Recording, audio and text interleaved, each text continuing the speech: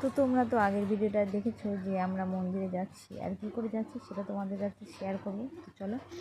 তো আমাদের বাড়ির থেকে তো অনেকটা দূর বাস স্ট্যান্ড, তো সেখান থেকে আমরা হেঁটে হেঁটে আসার পর বাস মানে চলে যাচ্ছিলো, তো দৌড়ে যাই হোক বাসটাকে তো ধরলাম। আর বাস থেকে নেমেই চলে এসেছি মন্দিরের সামনে। আর মন্দিরের সামনে আসার পর দেখলাম মন্দিরের মাঠটাতে মানে জলে ভরে গেছে। এই দেখো জায়গায় জায়গায় জল উঠে গেছে, এখন বৃষ্টি হচ্ছে না তার জন্য। আর এটা অনেক বড় করেছে, উপরে ছাদ দিয়ে দিয়েছে। আগে অতটা বড় ছিল না, ছোটোখাটো ছিল।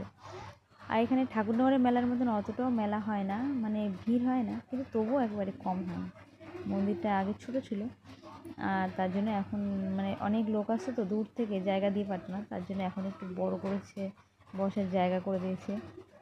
আর এই দেখো অশ্বিনী বসে, যে কিনা হরিচাঁদ ঠাকুরের পরম ভক্ত ছিল। তো আর এখানে না মেলার সময় মানে বাউর আছে, তো বাউরের সামনেই এক জায়গায় রান্না হয়, সেখানে খিচুড়ি দেয়, অনেক সবাইকে খেতে দেয়, বসে মানে বসিয়ে সবাইকে খিচুড়ি পেট ভরে প্রসাদ খেতে দেয়। আর মানে যে যা চায় তাই সবার মনের ইচ্ছে পূরণ হয়।